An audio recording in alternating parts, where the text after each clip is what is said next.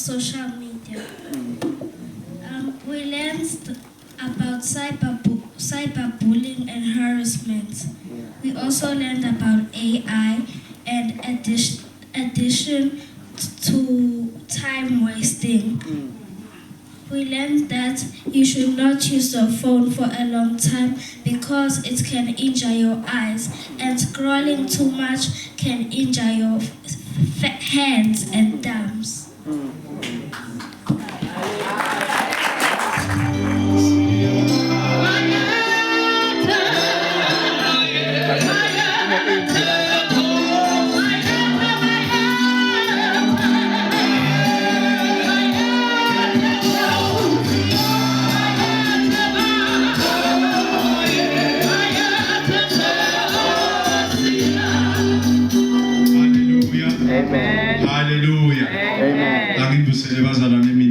Jesu Kristu.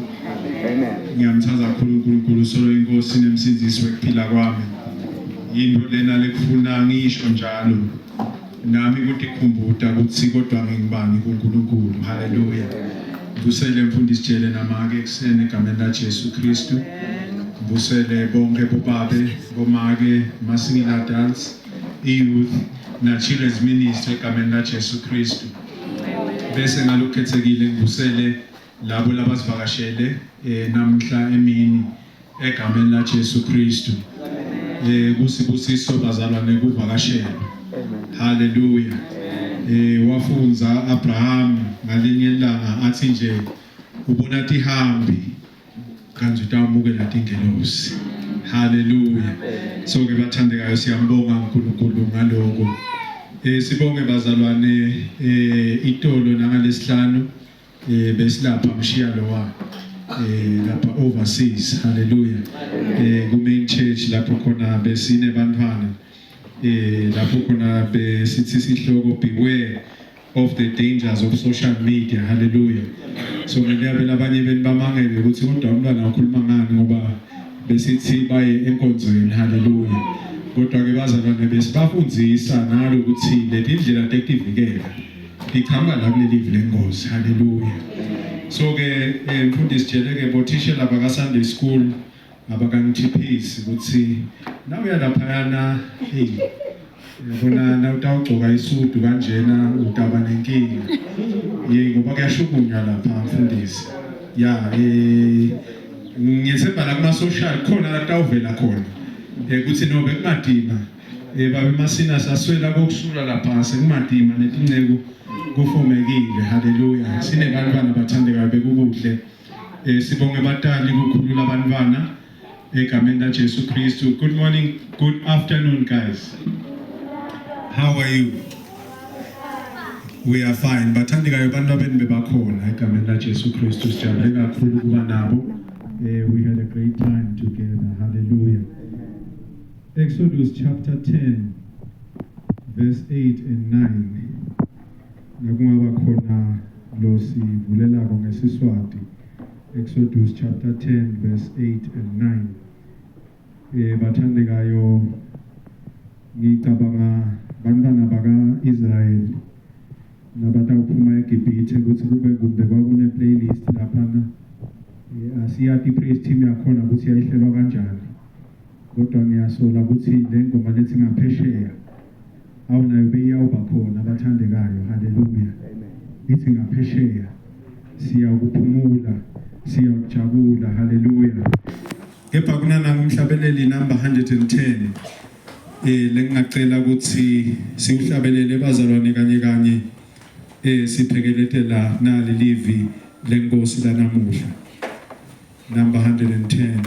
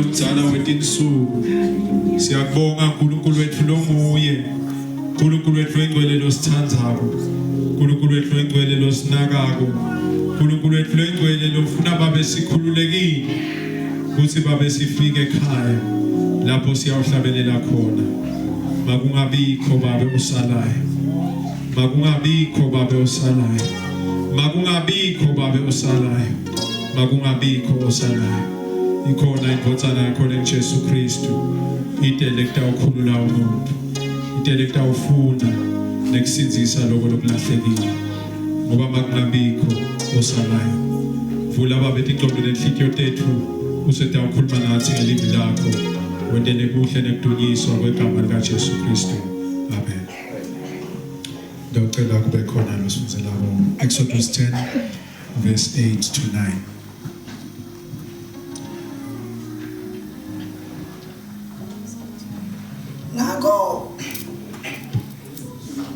Ngako boMosi na Aroni baphinze babuyiswa kuFaro wakhuluma kubo wathi hambani niye ukhonda simakathe lo uNkulunkulu wenu kodwa empeleni bobani laba lenta uhamba nabo.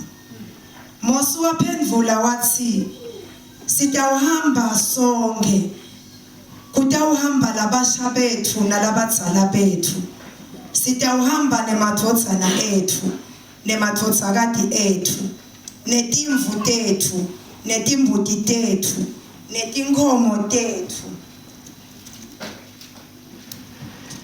ngobe kufanele sibe nemkhosi wekudumisa simakathe. uNkulunkulu abusise ukufundwa kwelivi lakhe amen. Bathandekayo uNkulunkulu sebenza ngetindlela letehlukene indlela letiphakeme kakhulu. uNkulunkulu uyabenda abantu bacabanga ukuthi banemandla etuke abantu kanti uNkulunkulu yena usuke avivinya abantu bakhe nemsa wakhe. uNkulunkulu uyabanika abantu bakhe ukuthi bengce etimeni letimadini ngani ngoba nguye lotabakhulula abakhulule ngoba kufuna bafike ekhaya. Lapha bathandekayo sitawufunza phase isihloko lesithi ungasafi. Ungasafi. Ngicela utshele makhelwane ukuthi makhelwane ngicela ungasafi. Kufuna sifike ekhaya le lapho uNkulunkulu asifuna sikhona. Ngibonge kakhulu praise team isibonge mfowethu kusihola nekusikhonda bathandekayo egameni laJesu Kristu. Lithi ngesingisi la mfunza khona so Moses and Aaron were brought back to Pharaoh and he said to them, go serve the Lord your God. But which ones are to go? Moses said, we will go with our young and our old. We will go with our sons and daughters, and with our flocks and herds, for we must hold a feast to the Lord. Hallelujah. Kungako ngithi kuyawuhlatshelelwa lena ngeshe. Ngoba kuyawube kumnanzi lengeshe. Sifuneka sonke lengeshe. Kufuneka labancane lengeshe. Kufuneka labadzala lengeshe. Kufuneka bobabe lengeshe. Kufuneka bomake lengeshe. Kufuneka labasha lengeshe. Kufuneka abantwana lengeshe. Kufuneka lengcebo lengeshe. Lapho uNkulunkulu asifuna sikhona khona. Kunalenye indzaba yakulenye indzawo uthiwa lapha labantu bakulendzawo bebatimisele ukuthi kukhona ledolobha labafise ukuthi bathuthele ngakhona. Kuthiwa bavuka ekseni balungisa wonke umuntu ajabulile kuthi impela siyawuhamba sifike khona. Bathatha bonke nebantwana babo baphuma bahamba ngendlela. Kuthiwa ke kwakhona umfana lomncane lapho ligama lakhe kwakunguThomas. Ebatiwa ngemfana lolungile futhi angumfana lonemandla. Angumfana bekakhuthele kusita nanoma ngangibani lo sekuhluphekile. kuthiwa ke basahamba landleleni kwase kufika siphepho kwafika sivunguvungu basahamba kwase kuba neconfusion ngoba bebangasabonani kwaba nemoya lomkhulu kwaba nesiphepho bathi basamemeta bazama ukubuka ukuthi ngabe wena ungakuphi phepha wase Thomas uyawa uwa ngendlela sathi nasesiphelile lesiphepho wathi umholi uyahlola wakhanza ukuthi Thomas akasekho emkhathini wabo ungasali sitawubuya kulenza baya Thomas la sifunza khona abathandekayo sifunza incwadi ya Exodus incwadi ibhalwa Moses lapha ubhala unarrator ukuthi uNkulunkulu wabakhulula kanjani bantwana bakaIsrael eGibhithe manje lapha la sibuka khona bathandekayo siyabona ukuthi nasifika chapter 10 solo uNkulunkulu uyaletha letigameko esiveni saseGibhithe Faro cabanga ukuthi nguye loqinisa inhliziyo kodwa akanaki ngoba ukuthi empeleni uNkulunkulu losebenzisa yena ngoba kunelicebo lakhe leliphakeme bathandekayo lapha Faro uqinisa inhliziyo ngathi akaqonzi ukuthi uNkulunkulu has quiet power uNkulunkulu akasuye lomemeta kakhulu kodwa lamandla akulendalo yakhe kungako namhla emini sibonga ilanga alikacelwa nguwe ukuthi liphakame ngalesikhathi leliphakeme ngaso kodwa ngoba ukhona lo walidala umhlaba uyathi nangabe ubelieve science ukuthi umhlaba nguwo logega ilanga umhlaba uyathi ukuthi nyalo ke sesingala shothi ilanga litawuphuma nyalo singena siku spring ihlahla tiyathela kuvela timbali kwakho wena bomumlimi ukuthi wente sure ukuthi timbanze tisesemhlabathini kodwa lokuvela kwale timbali akentiwa nguwe it is enabled by the quiet power yalo uNkulunkulu lesimkhondayo Faro bekangadi ukuthi kwentekani Nginakana ufunza ku-Exodus chapter 5 verse 2 nabefika boMose na-Aaron baveta lenzaba yalo uNkulunkulu uthi Faro ngubani yena lele nikhuluma ngayo uthi mina ngimadi Mose lele nikhuluma ngayo kodwa nginaka kokuthi lapha uthi uNkulunkulu lapha ku-Exodus 6 verse 6 uthi I will redeem you with an outstretched arm and with great acts of judgment kunetigameko bathandeka letingitheni letendeka eGibhithe tentiwa uNkulunkulu lithi le verse as a judgment to the Egyptians naka Faro ucabanza nguye lo loqinisa lenhloko kwenteke letigameko sithi isikhombisa nyalo sisengefiki lesigameko sethi kufike tinsethe titawuqothula konke cabanga phela labantu babuya kule storm lesimatima lapha sitothule konke sashaya sabhubhisa mhlambe labanye basenethemba ukuthi hayi kukhona bekusele ngakimi kodwa uNkulunkulu uyalungisa ukuthi cha kuyawufika tinsethe tixothule konke ngoba mina ngifuna ukukhombisa amandla ami naka ukuthi lapha boMoses naAaron solo benda le back and forth lapha Moses urepresenta uNkulunkulu Aaron urepresenta uprofeti lapha Faro urepresenta sithixo uNkulunkulu ke uthi ke cha mine nginalaba bakaIsrael sekuvile ekhala kwabo nginaka ukuthi lapha uNkulunkulu wathembekile uthi Faro nakakhuluma ngoba ngathi Faro besacela understand lento empeleni nawufunza letigameko natendeka in the first 5 uFaro lekuthiwa waqinisa inhliziyo yakhe kodwa from the 6th one lithi his heart was hardened so ukuthi Faro akasa understand ukuthi hey uyathi ngiyabona manje laba banalo uNkulunkulu lonemandla etukwa konke kodwa mina ngasi le nhliziyo yami ngisakhona ukuyicontrol manje uNkulunkulu lana ugcina lesethembiso sakhe lasenda kuAbraham ukuthi labantwana bakho lesitukulwane sakho ngiyawusikhulula lena ekuthunjweni lithi lapha na ufundza lekuqaleni ku-Exodus lithi uNkulunkulu uthi ngikuvile khona kwabo ngakuva ukuthi kufuna kubasinzise kulohlushwa labakuko lithi uNkulunkulu wasibuka lesive wathi ukuthi kufuna endeni haleluya lapha bathandekayo kunaka ukuthi the more uNkulunkulu ahlala nalesive sakhe siprosperisha the more the Egyptians felt threatened nawe angikwati ukuthi ukuphi namhla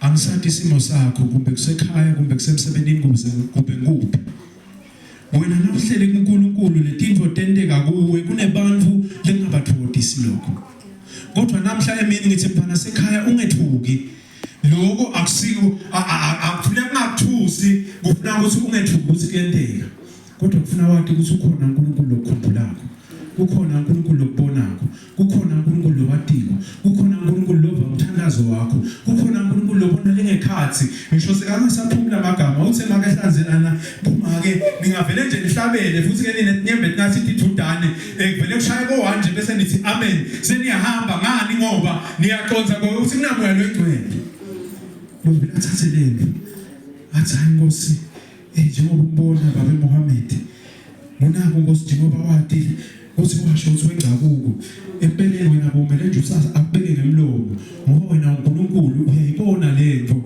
lobo kumele ukuthi babe Muhammad ngekholwa akulethe ku athi Nkosi njengoba ungibona nansi lesimo lengenza kuso babe ngiphe emandla uNkulunkulu wethu egcwele nenhlakanipho ukuthi ngenza njani ngoba gcineni kwakhona mhla ebonakala yena mhla ebuya yena mhla sihamba sibheka ngasekhaya ngeshiya lela siyawujabula khona ufuna ubebedelo salakho haleluya lithi ke lana ke manje lithi leBhayibheli uNkulunkulu waseke uthi cha lesitukulwane lesingamkhondi ngalokuphelele ngeke sifika lempilo maye ngaba buhlungu uthandekayo sesihambe yonke le ndlela so hambe yonke leminyaka umkhonda uNkulunkulu bese kuthi nje kugcineni bese nawe uyashilela sikhulume ngalesive lesasihamba siya kule dolobha lebe sithembe ukuthi siyawufika kulo ithi lendzaba noThomas kulesivunguvungu wase uyashelela uyawa uyalimala nasiphela lesivunguvungu wakhanza butsosele yethu kodwa kunento lengithanza kangalendzaba leyo ithi lendzaba bathi nje nabathi sesiphelile lesivunguvungu lesinye isicuku lo mholi wakhona wathi cha ngeke sichubeke ake sihlole ukuthi siphelele yini ithi wasuyacheka ukuthi umndeni wakuphi ukhona yini umndeni wakuphi ukhona yini base bayakhanza sithi cha ukhona lo shodayo uNthomas ithi ke lendzaba wase uthi lo mholi cha ngicela ukuthi ningenisale la kube khona lesihamba nabo ngeke kulunge ukuthi sifike embili sishoda kodwa kukhona nangilolahlekile lekufuna siyamlanza ahambe nathi khona nangilolahlekile lekufuna simlanza atawuhamba nathi bathandekayo ngiyakhumbula iBhayibheli lithi uthi lo malusi noma ngabe yinye lelahlekile kodwa lo malusi utawushiya leti ayawulanza naye lelahlekile noma ngabe sowushelele wawo buya sambe kanikani buya sambe kanikani akungabikho losalakho akumabikho losalakho asihambe kanikani siye ekhaya ezulwini nginaka ukuthi ke bathandekayo la lithi lapha lelivesi bathi boMose ngoba kufuna kube nemkhosi ekhaya ezulwini ufuna kube nemkhosi ekhaya ezulwini ngicela kube khona lokufundela Revelation chapter 21 verse 1 to 4 kufuna kube nemkhosi ekhaya ezulwini naka ukuthi lana bathandekayo labantwana bakaIsrael solo baseGibhithe kodwa kukhona lokutaka lithi leBhayibheli kungakefiki le plague yegcina yelishumi kukhona lokwenteka wavela uNkulunkulu wanika umlayeto wathi bonke abantwana bami bakaIsrayeli namhla kusihlwa kukhona ubhubha lokutawufika ababulale imvu lencane lenganasici bese bathatha ingadi yayo bayibhoca emnyango ngoba mina ndawenza kukhona kubhubhisa lendakwenta manje ke kufuna ukuthi nangabe ufuna kuphepha kubonakale lengadi emnyango because when I see the blood I will pass over you kukhona lokuNkulunkulu bekafuna kwenta kodwa uthi kuze ungalimali ufuna lamnyango ngibone ngalengadi uthi lona ngumntwanami besidla sidlo senkosi kuleli viki leliphelile sathi ngalokunatha lelwayini sikhumbula sivumelwano lesisha sivumelwano sengadi yaKristu lehlenga tonke tintfo lehlanda tonke tintfo lekhulula tonke tintfo bantfu babuye babe kuNkulunkulu bekhona labalungisela kona uNkulunkulu bantwana bakhe yebo at that time bona solo bangale baqinzetekile kodwa uNkulunkulu is working a plan cela usifundzele Sambulo 21 verse 1 to 4 ngase ngibona lezulu lelisha nemhlaba lomusha ngoba lezulu lekucala nemhlaba wekucala bese kwendlulile nelwandle lungasekho ngabona likhaya lelingcwele iJerusalema lensha lehla liphuma ezulwini kuNkulunkulu lilungiswe kahle lahlotshiswa njengamakoti ahlobele kuyohlangabeza umyeni wakhe emshadweni ngemva livi liphuma esihlalweni sebukhosi limemeta kakhulu lithi nalo likhaya laNkulunkulu likubantu uNkulunkulu utawuhlala emkhathini wabo bona babe bantu bakhe uNkulunkulu uqobo lwakhe uyawuhlala nabo abe uNkulunkulu wabo uyakwesula tonke tinyembete emehlweni abo sekuyawubade kufa nekulila nekukhala nebuhlungu ngobe kwakucala sekwendlulile kuyawubede ukhala nekulila buhlungu bungasekho kugula kungasekho kukhathata kungasekho kusekhaya le la kufuna sifike khona akubebede lo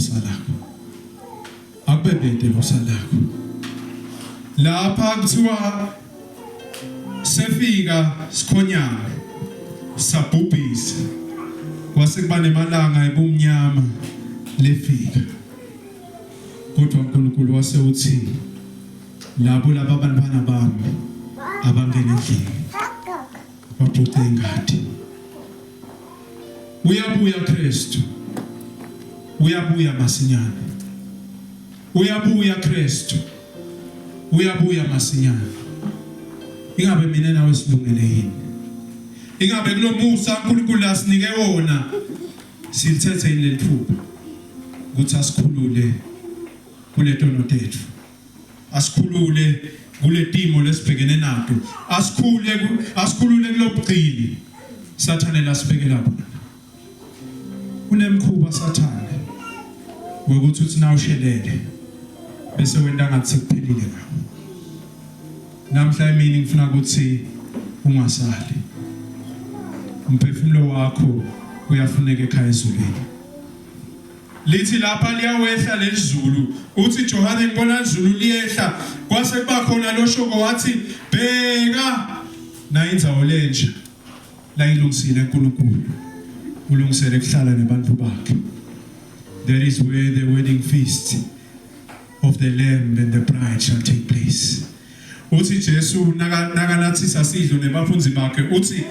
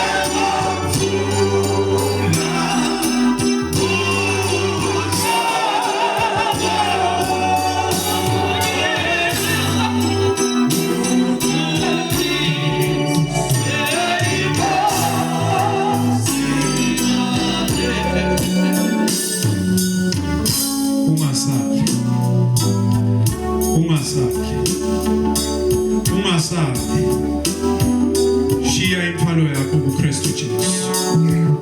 Yena utakuphilisa. Yena utakusindisa. Yena utawenza umthwalo wakho ube lula. Ukuze sonke sitawufika ekhaya.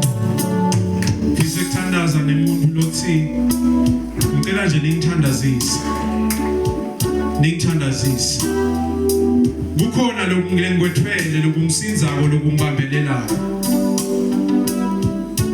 Noma ngithi ngiyabona ukuthi kufuna ngitinikele kodwa ngiva kwamathi kungidonsele emuva. Ngicela nangabe ukhona losho njalo aphakamise isandla lapha khona sitawuthandaza. Sivale amehlo ethu sonke.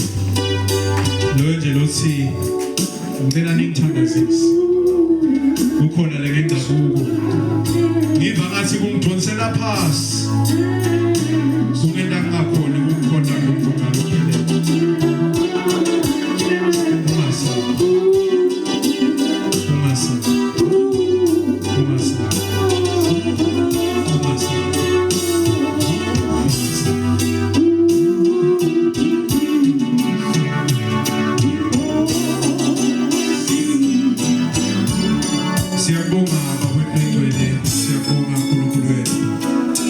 Siyabonga somandla nodivethako babe imihla nemalanga ukuthi wena uNkulunkulu nali ibandla lakho Nkosi lomele wena uNkulunkulu wethu engcwele siyabonga babe khuluma nathi namhla emini ngegama likaJesu Kristu namfowethu babe uphakamise isandla uthi uNkulunkulu wethu engcwele kukhona lokungidonsela emuva.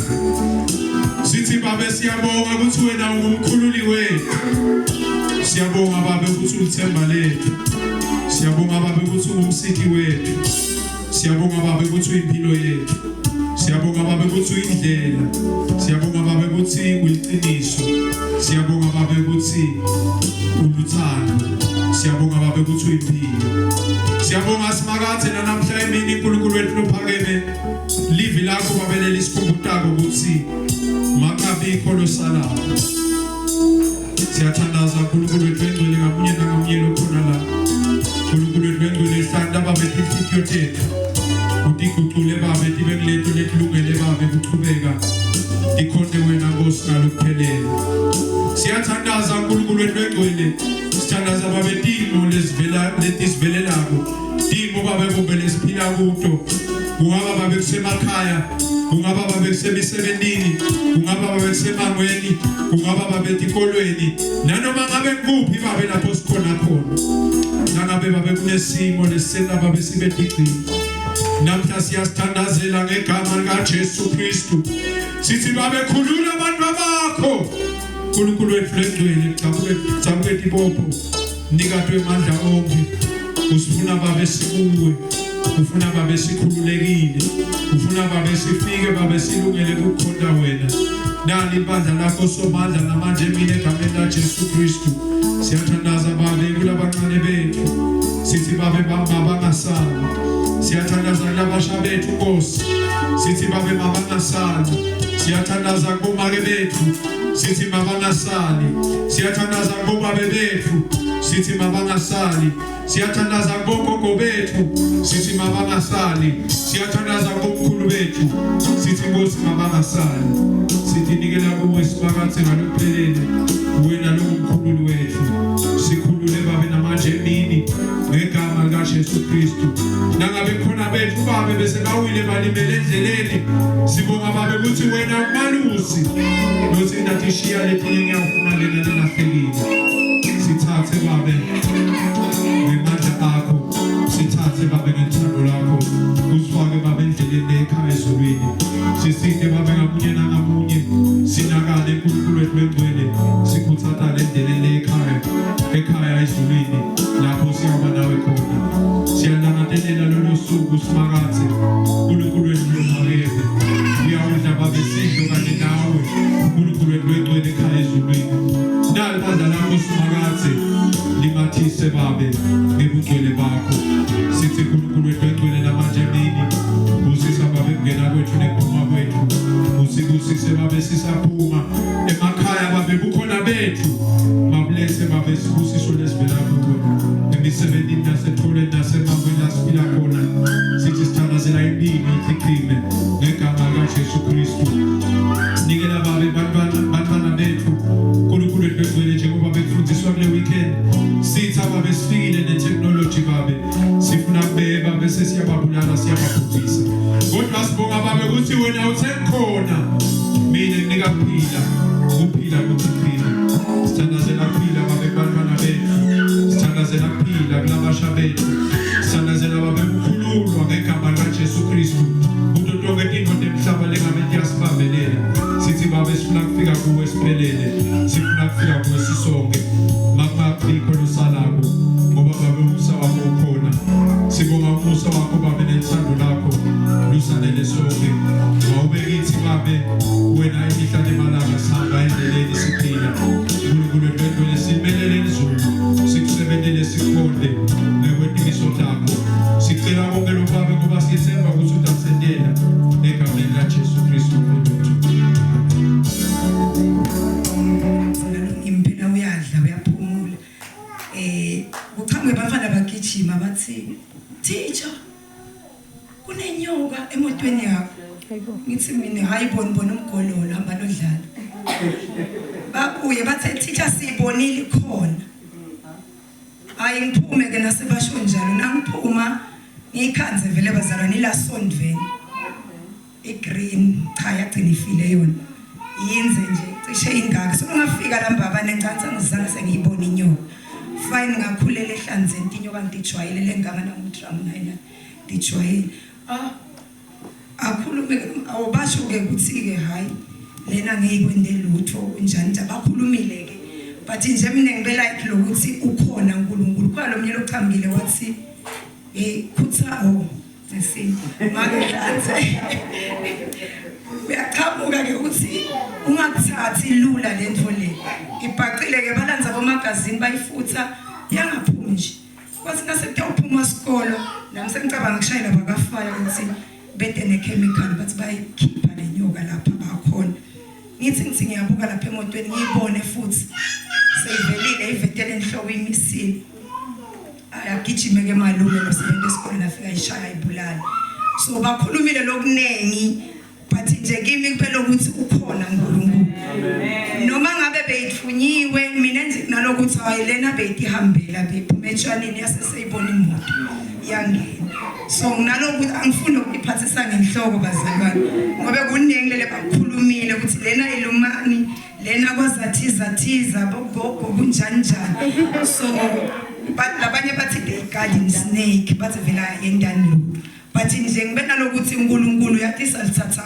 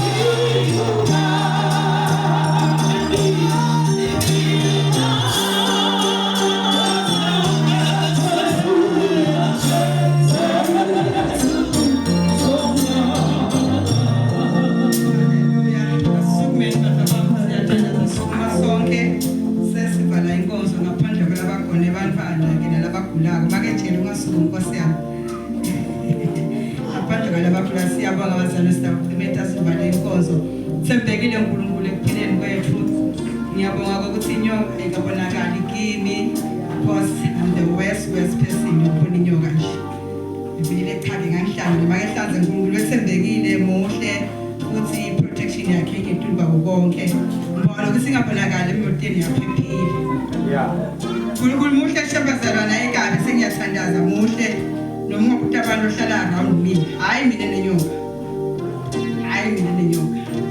ngisabazalwana asithandazeni sembekile moya lengcwele kaNkulunkulu sembekile langa lekulungu sembekile sokuhleka sasezulwini ngayimbi yakho Nkosi selivile livi lakho lesihloko ungasali singasatha kancane ukuthi isihloko sejwayele abantu abakizela indzaba yayo siyathi kusukela sisafunde esikolweni kodwa namhla Nkosi bekhuluma nathi ngamunye ukuthi nale thuba lekuyisana naNkulunkulu mawungasali kuyisana naNkulunkulu babethu lengcwele siyabathemba siyabathi ukuthi uma sikholwa sethemba into uyasendela babethu lengcwele sesiyehlukana kunebantwana ama-exams sekaqalile ama-external asaqhubeka tawuqala ngesigaba tawo siyathandaza Nkosi ukuthi uqhubeke i-protection yakho ukuthishela kubantwana nabo bonke Nkosi abaphathelene ne-administration yesikole siyavala babi imoya babi besiphazamisa aqhubeka kuma-exams uNkulunkulu ethembekile yana Nkosi nebakho abantwana yana nathi Nkosi kodwa baba uvumele umoya wakho Nkosi asebenze kithi sesiyahlukana bantu ngalendlela kaNkulunkulu kwangathi mhlangane la komoya lwengcwele nokuphumela kwathi tonke izinto zabantwana bakho betingaba nawo wonke lokhona la egameni likaJesu lophilako.